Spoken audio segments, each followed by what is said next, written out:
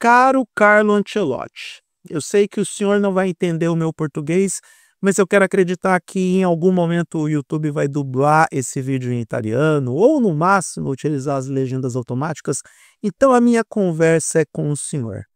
Antes de mais nada, Carleto, eu quero te pedir desculpas.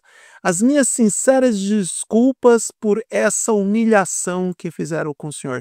E o que é pior, a humilhação que fizeram conosco, com o torcedor brasileiro, com aquele que admira o futebol, que reconhece o futebol por excelência, que gosta do futebol brasileiro e acredita que é o melhor futebol do mundo, mas que também entende que o nosso futebol está numa crise tão fodida que precisa contar com o senhor para tentar recuperar algum tipo de prestígio, proficiência técnica e desempenho dentro de campo.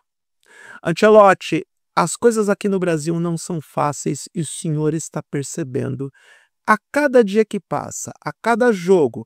Afinal de contas, jogar em Guayaquil é bem diferente do que jogar, sei lá, no San Siro, do que jogar no estádio do Real Madrid, do que jogar no Camp Nou. Muito diferente. Eu sei. E eu devo agradecer ao senhor por aceitar esse desafio que pode ser o mais difícil de sua carreira. Mas eu sei que o senhor nunca poderia imaginar que teria que passar por esse ridículo de ver dois treinadores totalmente decadentes, dois treinadores que não significam absolutamente nada para a história da seleção brasileira, se valerem da inveja, do ranço e da hipocrisia para atacar o senhor em um fórum de futebol, em um congresso de treinadores de futebol. Eu não consegui acreditar quando eu li e ouvi e vi o que esses senhores disseram. O que é pior, um deles, o Osvaldo, porque o Osvaldo, Carleto, lá em São Paulo, que era onde eu morava, a gente zoava o Osvaldo quando ele treinava o Corinthians, porque ele fazia mais ou menos o seguinte, ele falava desse jeito, e nada contra os cariocas, tudo contra o Osvaldo, que nas entrevistas ele tinha essa ênfase de doninha e ele falava desse jeito. Nós estamos preparando o Corinthians para jogar de forma proativa e com desenvolvimento em campo. Desse jeito, Carleto. Esse treinador, Oswaldo de Oliveira, que nunca foi grande coisa para o futebol brasileiro, nunca foi grande coisa para a seleção, esse cara, ele começou a carreira no exterior. Sim, ele e Emerson Leão encheram a burra de dinheiro treinando times no exterior. E aí eles não suportam, ficam todos magoadinhos porque tem um treinador estrangeiro na seleção brasileira. Ah, Carleto, eu peço desculpas pela hipocrisia deles. Peço desculpas pela hipocrisia, pela cara de pau, pelo fator, quem é que pediu a opinião deles? Tudo bem, eu sei que eles estavam em um congresso para serem ouvidos, que eles tinham que expressar o que eles pensam, todo o ranço, toda a inveja que ficou manifestada, mas para pensar, Carleto, ninguém pediu a opinião desses caras. Ninguém no Brasil se importa com eles. Emerson Leão não treina um time de futebol desde 2012. Desconfio que ele não consegue ganhar jogo nem de futebol de botão para o próprio Neto, porque o Neto vai estabelecer um esquema tático melhor do que o senhor Emerson Leão nesse momento. Eu não estou falando nem de videogame, eu não estou falando nem de FIFA, nem de EA Sports FC, estou falando de futebol de botão, porque acho que Emerson Leão não tem essa capacidade para jogos eletrônicos. Carleto, eu peço desculpas por isso, porque o brasileiro, neste momento, 2025, depois de ouvir todas essas asneiras que a gente ouviu desses dois mentecaptos, a gente fica recapitulando a espetacular carreira desses treinadores dentro do futebol brasileiro. Ah, tudo bem, Emerson Leão foi campeão nacional pelo Santos e tudo mais, mas esse mesmo Emerson Leão, ele ficou na seleção brasileira entre 2000 e 2001 e foi demitido depois de uma derrota para a Austrália de 1-0 numa Copa das Confederações. Mais do que isso, Emerson Leão é responsável, Carleto, por entregar ao futebol brasileiro o senhor Leomar. A gente tem trauma do Leomar e a culpa não é do Leomar. A culpa é do Emerson Leão, que disse que o Leomar era o futuro do futebol brasileiro.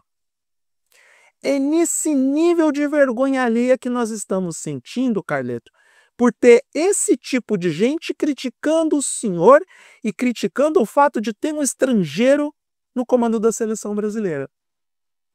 Voltemos ao Oswaldo de Oliveira. Desculpa, falei o nome dele errado. O Osvaldo. Qual é o grande legado que Oswaldo de Oliveira deixa para o futebol brasileiro? Qual é o grande legado? Isso mesmo que vocês estão pensando, vocês que estão assistindo o vídeo junto com o Carleto. Nenhum. E esses caras querem criticar o fato de que não temos treinadores brasileiros aptos a treinar a seleção brasileira.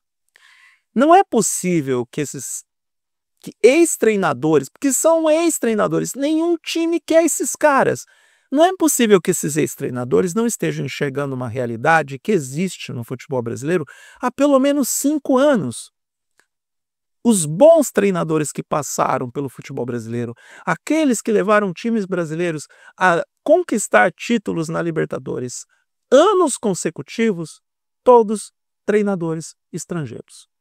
Jorge Jesus é santificado no Flamengo até hoje. Felipe Luiz, que talvez seja o treinador brasileiro mais próximo de chegar numa seleção brasileira pela competência e por mérito, é discípulo de Jorge Jesus. Aí a gente tem o Abel Ferreira. O Abel Ferreira faz um trabalho fantástico no Palmeiras. Eu tenho certeza que a CBF, em algum momento, quis contar com os serviços do treinador português. E olha só, 2 treinadores portugueses que deixaram história nos clubes por onde passaram e por onde ainda estão, mesmo com todas as brigas que parte da torcida do Palmeiras tem com o Abel Ferreira. Os 2 vindos de Portugal, um país que, pelo visto, estudou muito bem o que é essa ideia de você evoluir nas questões táticas, na filosofia de jogo, e tudo isso, cara, o histórico de treinadores portugueses competentes. Só para lembrar do Mourinho, o histórico que o Mourinho fez na Europa. Então, não é possível que esses... Eu não quero ser processado, Carleto. Eu não quero ser processado, mas eu vou ter que dizer. Não é possível que esses 2 postes não consigam enxergar a realidade dos fatos como é apresentada. O último treinador brasileiro que era digno de respeito e que todo mundo sabia que era um estudioso do futebol, o Tite, ele foi defenestrado da seleção brasileira porque não conseguiu vencer. Porque não soube retrancar a seleção contra a Croácia. O tempo meio que perdoou o Tite, porque não dá para ganhar a Copa do Mundo todo ano. É muito difícil. Tudo bem, tem o erro tático de não recuar o time, mas depois do Tite, vem um monte de lixo para a seleção brasileira, né? Um monte de porcaria. Veio o técnico interino, veio o Fernando Diniz, e o tempo também perdoou o Fernando Diniz, que nem era culpa dele também. Veio o cara aqui que mora em Florianópolis, que estava treinando em São Paulo, que agora eu não me lembro o nome, e qualquer coisa eu coloco o card aí do nome dele, e também não deu em nada, ficou brincando lá nos Estados Unidos durante a Copa América. O futebol brasileiro está numa crise profunda por causa da CBF. Crise institucional, não crise dentro do campo, porque de novo a gente vai decidir a Libertadores. Crise institucional. Isso passa também pela desatualização dos treinadores. Os treinadores estão totalmente desatualizados. E é preciso uma reformulação. Isso porque a gente tem, no meio do caminho, jovens treinadores, a gente tem alguns que são promissores, alguns que ainda precisam correr atrás. Tem o Renato Gaúcho, que muita gente queria na seleção, mas não acho que casa.